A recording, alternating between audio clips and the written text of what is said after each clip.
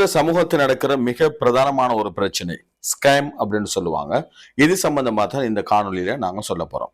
இந்த ஸ்கேம்ங்கிறது இந்த ஏமாற்றுதல் என்கிற விடயம் பல்வேறு விடயங்களாக இப்பொழுது பகிரப்பட்டு வருகிறது.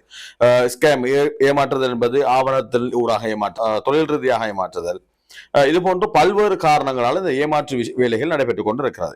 அந்த அடிப்படையில் இப்பொழுது முதலீடுகள் தொடர்பான ஏமாற்று வேலைகளும் நடைபெற்றுக் கொண்டிருக்கிறது.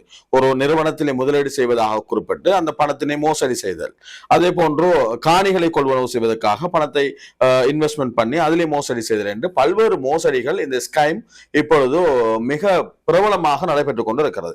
எனவே நாங்கள் கஷ்டப்பட்டு வேர்வை சிந்தி எங்களுடைய உழைப்பினை கொண்டு நாங்கள் உருவாக்கிய அல்லது உழைத்த பணத்தினை இன்னொருவர் ஏமாற்றி விட்டு போவதற்கான வழிகளை நாங்கள் அமைக்கக்கூடாது. அதுக்கு நாங்கள் குறிப்பாக மிக கவனமாக இருக்க வேண்டும்.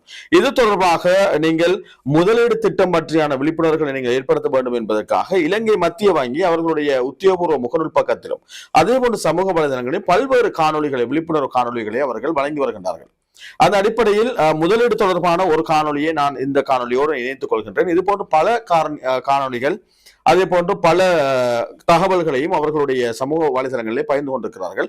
குறிப்பாக யார் என்ன சொன்னாலும் நீங்கள் ஏமாற்றப்பட்டு விட்டதுக்கு பிறகு, நீங்கள் ஏமாற்றப்பட்டதன் பின்னர் உங்களை யாரும் பாதுகாக்க முடியாது.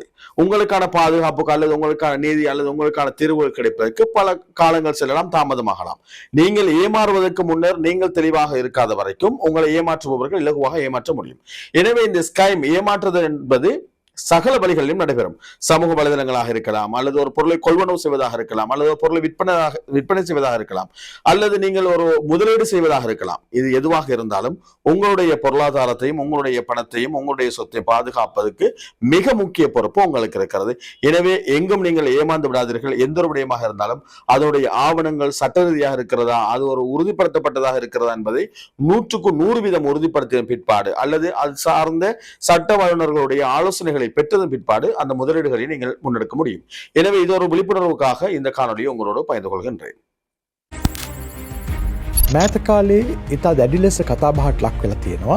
විවිධ අය මහජනයාගෙන් තැන්පතු බාර ගන්න උත්සාහ කරනවා. ව්‍යාපාර ස්වරූපයෙන්, විවිධ ආයෝජන ස්වරූපයෙන්, විවිධ ව්‍යාජ ව්‍යාපෘති පෙන්නලා මහජනයාගේ තැන්පතු ලබා ගැනීමට දරන උත්සාහය පිළිබඳව අපිට විවිධ අංශ වලින් වාර්තා වෙනවා. බැංකු නොවන මූල්‍ය ආයතන අධීක්ෂණ දෙපාර්තමේන්තුව මේ සම්බන්ධයෙන් විශේෂයෙන් කටයුතු කරනවා. මහ බැංකුව වරින් වර පැහැදිලි කරපු විදියට අපි විශේෂයෙන්ම සඳහන් කළ යුතු කාරණයක් තියෙනවා. ඒ තමයි අපි කොයි වෙලාවකවත් බලන්නේ සමාගමක් දාගෙන තියෙන නම හෝ යම්කිසි ව්‍යාපෘතියකට, යම්කිසි සැලැස්මකට ඒගොල්ලා අලවලා තියෙන ලේබල් එක දිහා නෙවෙයි අපි බලන්නේ. සිදුවෙන ගනුදෙනු මොනවද, ඇති කරගෙන තියෙන කිවිසුම් මොනවද, කොහොමද මේ වැඩේ වෙන්නේ කියලා පරීක්ෂණයට ලක් කරලා ඒක තැන්පතු බාර ගැනීමක්ද නැද්ද කියන නිර්ණය කිරීම අපි කරනවා. එහෙම නැතුව අපි කලින් කියන්නේ නැහැ අපිට පේන විදිහට මේ අය නීති විරෝධී, මේ අය නීත්‍යානුකූලයි කියලා. ඒ නිසා අපි මහජනයාට වරින් වර මේ පිළිබඳ දැනුවත් කිරීම කරනවා. යම්කිසි කෙනෙක් මුදල් ව්‍යාපාර පනත ප්‍රතිපාදන උල්ලංඝනය වෙන ආකාරයේ කටයුතු කරන බාට හැඟීමක් තියෙනවා නම් කරුණාකර ශ්‍රී ලංකා මහ බැංකුවට දැනුම් දෙන්න. ඒ අය සම්බන්ධයෙන් පරීක්ෂණ කරනවා.